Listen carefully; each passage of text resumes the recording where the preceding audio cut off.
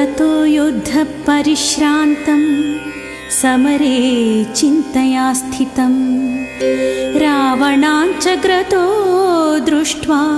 युद्धाय समुपस्थितं दैवतैश्च समागम्य द्रष्टुमभ्यागतोरणम् उपगम्याब्रवीद्राममगस्त्यो भगवान् ऋषिः राम राम महाबाहो शृणु गुह्यं सनातनं येन सर्वानरीन् वत्सा समरे विजयष्यसि आदित्यहृदयं पुण्यं सर्वशत्रुविनाशनं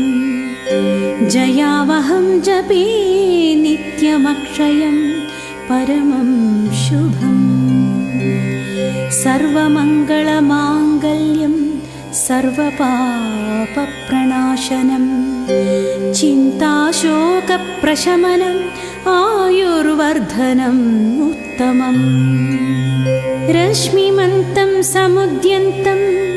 देवासुरनमस्कृतं पूजयस्व विवस्वन्तं भास्करं भुवनेश्वरम् सर्वदेवात्मको ह्येष तेजस्वी रश्मिभावना एष देवासुरगणान् लोकान् पाति गभस्तिभिः एष ब्रह्मा च विष्णुश्च शिवस्कन्दप्रजापति महेन्द्रो धनदकालो यमसोमो ह्यपाम्पति पितरो वसवः साध्य ह्यस्विनो मरुतो मनुः वायुरन्निः प्रजा प्राणा ऋतुकर्ता प्रभाकरः आदित्य सविता सूर्य खगपूषा गभस्तिमान् सुवर्णसदृशो भानु स्वर्णरेता दिवाकर हरिदस्वः सहस्रार्ची सप्तसप्तिर्मरीचिमान् तिमिरोन्मथन शम्भुत्वष्टा मार्ताण्डं सुमान् हिरण्यगर्भः शिशिरस्तपनो भास्करो रवि अग्निगर्भोदिते पुत्र शङ्खशिशिरनाशनम् व्योमनाथस्तमो भेदी ऋग्यजुत्सामपारग घनवृष्टिरपां मित्रो विन्ध्यवीधिप्लवङ्गमा आतपी मण्डली मृत्युः पिङ्गळ सर्वतापन कविर्विश्वो महातेजो रक्तसर्वभवोद्भवः नक्षत्रग्रहताराणमधिपो विश्वभावन तेजसामपि तेजस्वी द्वादशात्मनमोऽस्तुते नमः पूर्वाय गिरये पश्चिमायाद्रये नमः ज्योतिर्गणानां पतये दिनाधिपतये नमः जयाय जयभद्राय हरियस्वाय नमो नमः नमो नमः सहस्रांशो आदित्याय नमो नमः नमो उग्राय वीराय सारंगाय नमो नमः नमः पद्मप्रबोधाय मार्ताण्डाय नमो नमः ब्रह्मेशानाच्युतेशाय सूर्यायादित्यवर्चसे भास्वते सर्वभक्षाय रौद्राय वपुषे नमः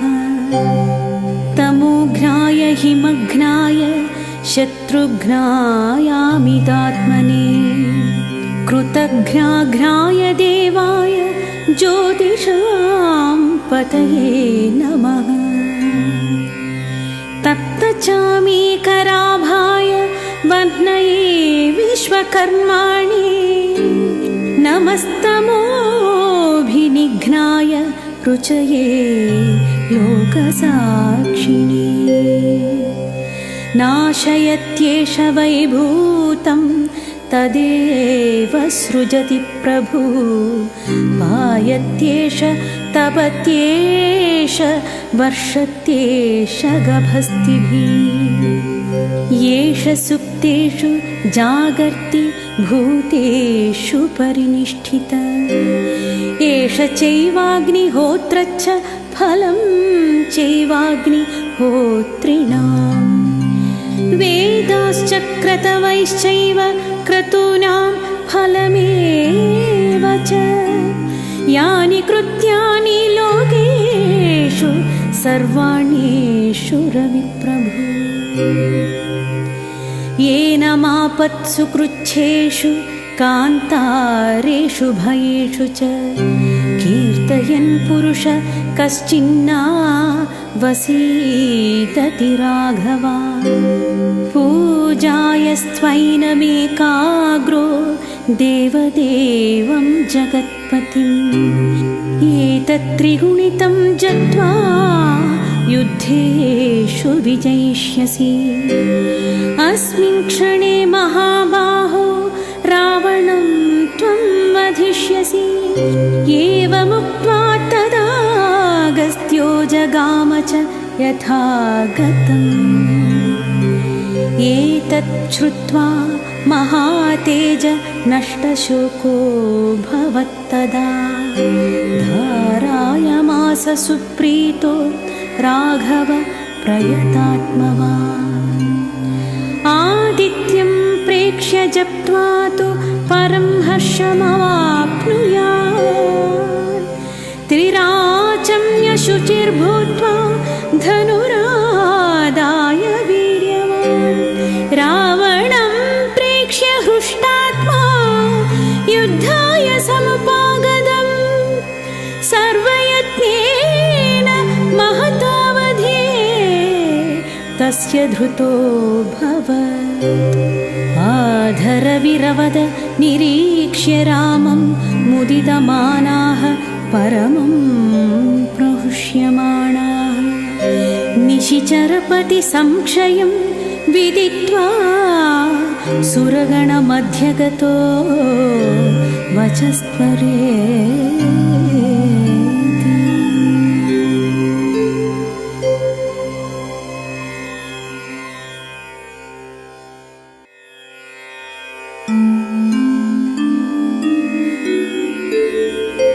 ततो युद्धपरिश्रान्तं समरे चिन्तया स्थितं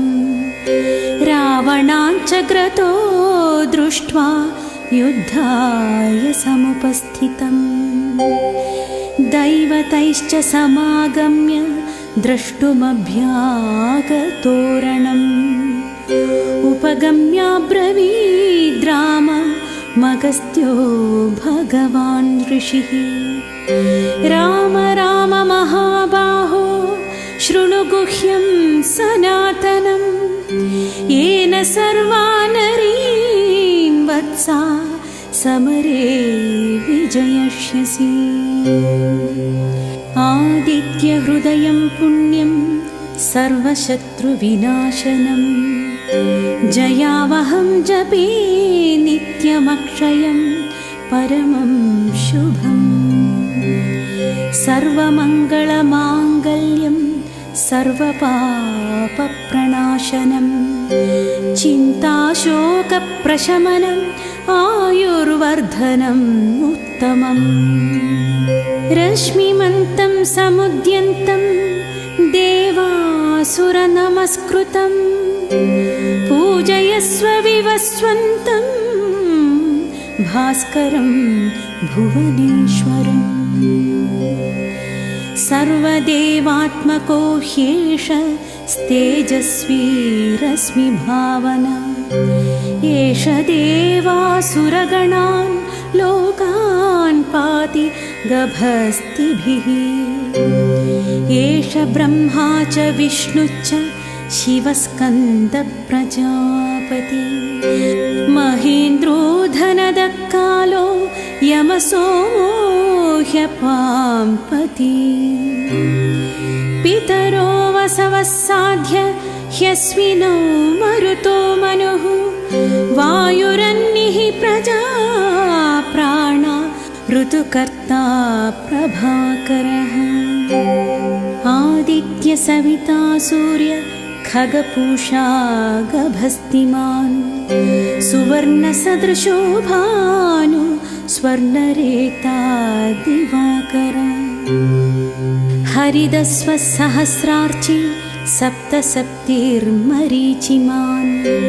तिमिरोन्मथन शम्भुत्वष्टा मार्ताण्डं सुमान् हिरण्यगर्भः शिशिरस्तपनो भास्करो रवि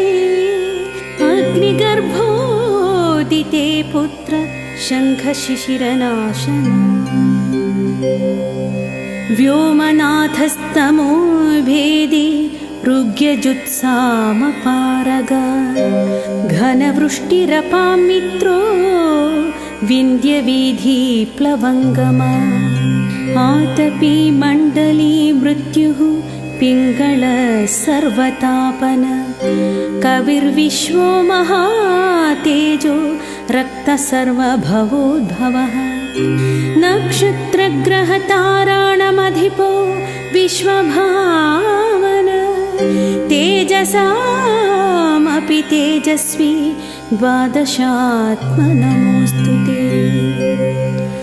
नमः पूर्वाय गिरये पश्चिमायाद्रये नमः ज्योतिर्गणानां पतये दीनाधिपतये नमः जयाय जयभद्राय हरियस्वाय नमो नमः नमो नमः सहस्रांशो आदित्याय नमो नमः नमः उग्राय वीराय सारंगाय नमो नमः नमः पद्मप्रबोधाय मार्ताण्डाय नमो नमः ब्रह्मेशानाच्युतेशाय सूर्यायादित्यवर्चसे भास्वते सर्वभक्षाय रौद्राय पपुषे नमः तमोघ्नाय हिमघ्नाय शत्रुघ्नायामितात्मने कृतघ्नाघ्नाय देवाय ज्योतिषां पतये नमः तप्तचामीकराभाय वह्नये विश्वकर्माणि नमस्तमोभिनिघ्नाय रुचये लोकसाक्षिणे नाशयत्येष वैभूतं तदेव सृजति प्रभु पायत्येष तपत्येष वर्षत्येष गभस्तिभिः येष सुप्तेषु जागर्ति भूतेषु परिनिष्ठित एष चैवाग्निहोत्रच्च फलं चैवाग्निहोत्रिणाम् वेदाश्च क्रतवैश्चैव क्रतूनां फलमेव च यानि कृत्यानि लोकेषु सर्वाण्येषु रविप्रभु येन मापत्सु कृच्छेषु कान्तारेषु भयेषु च कीर्तयन् पुरुष कश्चिन्ना वसीदति राघवा पूजायस्त्वैनमेकाग्रो देवदेवं जगत्पतिम् एतत्त्रिगुणितं जत्वा युद्धेषु विजयिष्यसि अस्मिन् क्षणे महाबाहो रावणं त्वं वधिष्यसि एवमुक्त्वा तदागस्त्यो जगाम च यथागतम् एतत् श्रुत्वा महातेज नष्टशोको भवत्तदा